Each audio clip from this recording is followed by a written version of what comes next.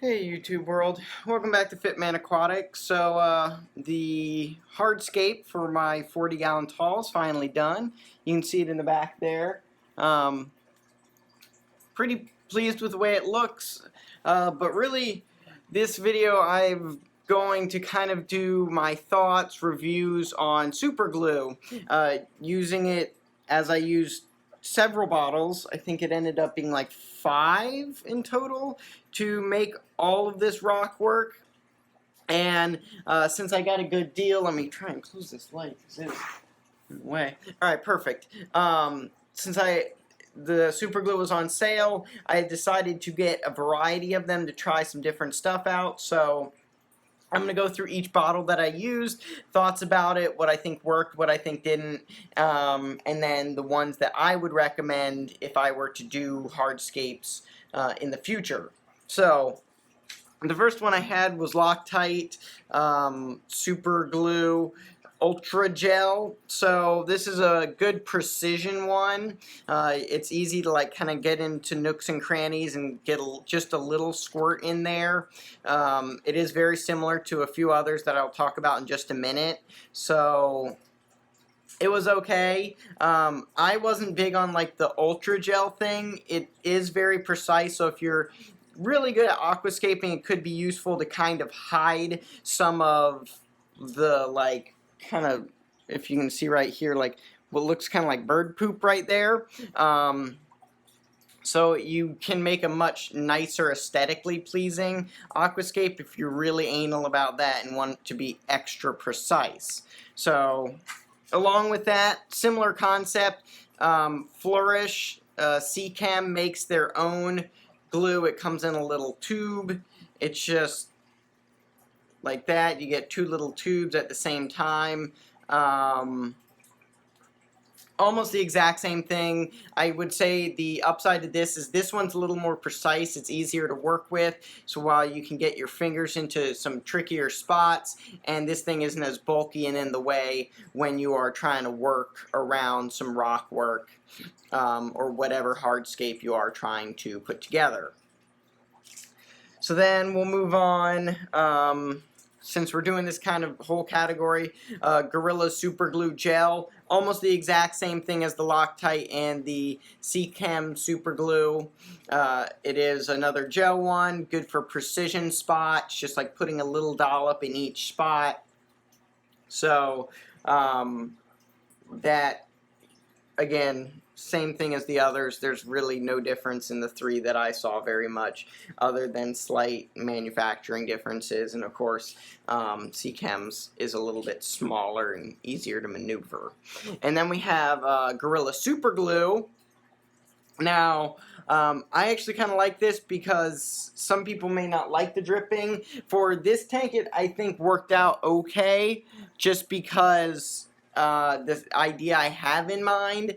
I don't actually mind the idea of it looking kind of like bird droppings or something. I think it's going to go with the theme I'm going for, so that works out for me. May not be great for everyone, but I would definitely say that this one runs more. It is, for me, it was easier to like get into some cracks and stuff if like you dropped it and then it ran a little bit down into that crack. So in that sense, I found it very beneficial that I didn't have to be spot on the exact place I wanted to place it and had to worry about shaking rocks. I could just like put a little bit on top and it'll run down into the spot I want it to and then solidify there. So that's the super glue. And then hands down the best one I will definitely be getting again is the Super Glue Brush and Nozzle by Gorilla. This one I liked a lot because of the brush. The brush helps you save so much super glue. I did probably 1/4 to 1/3 of all of this rock work based off of just this one, and it's even smaller than all the others. So, and I'll talk about that in a second, but the brush is very helpful. It also has a nozzle in case you just need to put an extra heavy amount in certain spots, which I did, but I felt the brush got away with the majority of stuff, and it's easy to put the rock into place and then just kind of put that light brush over top of it. Let me see if I can show you real quick while I'm on camera. Just, you know, this little brush, easy to hold the rock in place while you brush. If you had two people, even easier. Like, one person can hold the rock, the other person is just putting super glue brush around the edges where it connects to other rock work or to the whatever you're working with, and I think that works really well. Plus, it is hands down the best at hiding. You could definitely, I could have made this whole rock work with those, and you wouldn't have seen any of those white spots. So if you want to do that. So in conclusion, just going over this, and then I'm going to throw another quick tip at the end of this video. If you guys are this far, you must be interested in super glue and how it works for hardscape setups. Or hopefully you just find this informative.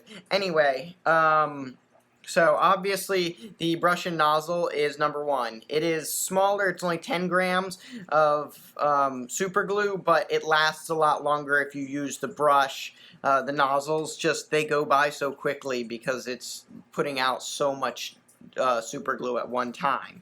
But with that said, I'm going to give Gorilla Super Glue the original the second best one for me. I like the fact that it gives you 15 grams, which is really good, and that running effect actually was very helpful for me in all of my scapes in the future. Maybe not, but if I wanted to cover this with moss or with some other like creeping, almost epiphyte-like plant, I could easily hide up all of those white spots, no problem. So I don't mind the running that much, and it definitely helped to get into some of the trickier spots with the fact that it does run a little bit.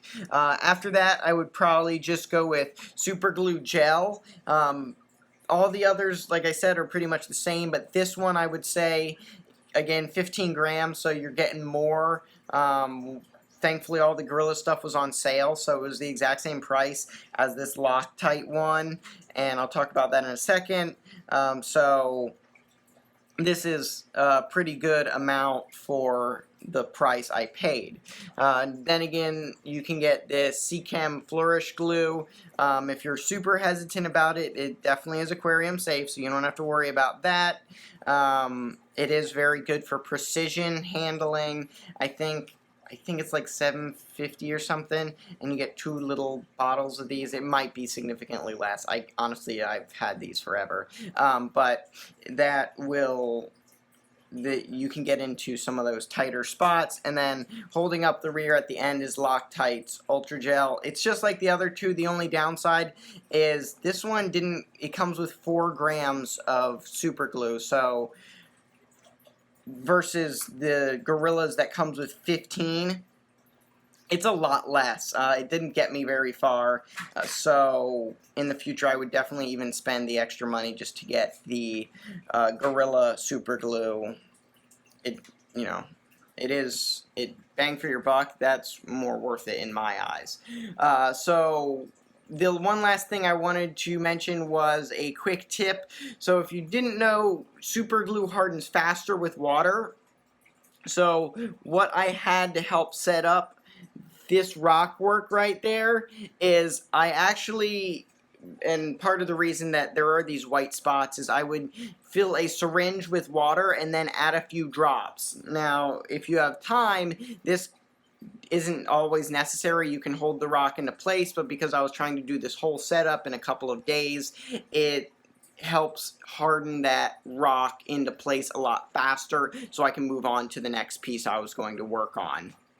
So just a little syringe, just a couple of drops of water, you'll start to see it change colors, and that helps actually speed up the reaction and causes it to harden faster. So I still let everything cure overnight for hopefully around 24 hours.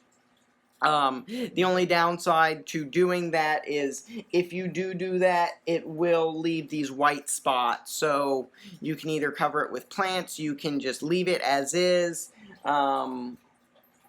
But if you're if you have the time and you really don't want those little white spots because you just don't think it looks nice, I would definitely recommend either the brush, because the brush is amazing at hiding that kind of stuff, or just holding, you're going to have to hold it on there for longer until it finally sets, and then you can let your fingers off. Couple other quick tips, I guess, to no surprise. Definitely wear gloves. I have super glue all over my hands. I got it on my feet, on my legs. So it's a very messy job, and of course it sticks to everything, and it's super hard to get off. And the last thing I would say is definitely make sure you have some surface underneath that you are willing to throw out. I've had the leftover cardboard box that a lot of this stuff came in, so that was kind of my dojo, if you will, for putting it all together. I didn't mind if it got dirty. I could slam the super glue against the cardboard to shake out whatever was left in the bottom, little few drops. So it just makes an easy cleanup job, and it makes sure that you are protecting either your fish room or wherever you're doing this project. So that's all I have. I hope this was informative. If you guys have questions about the super glue that I use, I can't do too much science on it, but if you have questions about that or my thoughts on it, leave a comment down below.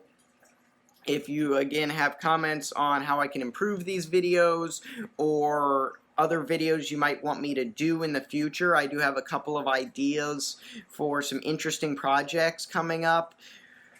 We'll see when that happens, but I'm hoping to do some more kind of DIY experimentation to see if I can come up with some cool ideas that will also make very interesting aquascapes as well. And as always, if you found this video helpful or you're just a fan of what I put out, subscribing definitely helps a long way. I know it's annoying if you don't already have a Gmail account or have a set up YouTube account, but if you take those 5 minutes and you subscribe with a YouTube account, it goes a long way to help me out. And then, of course, sharing it via whatever other social media outlets you also use. So I think that's about all I got, and I will be pumping out some more smaller videos, hopefully like this, throughout weekly, more weekly videos that require less editing so I can get some more material and thoughts out to you guys. Until then, take care.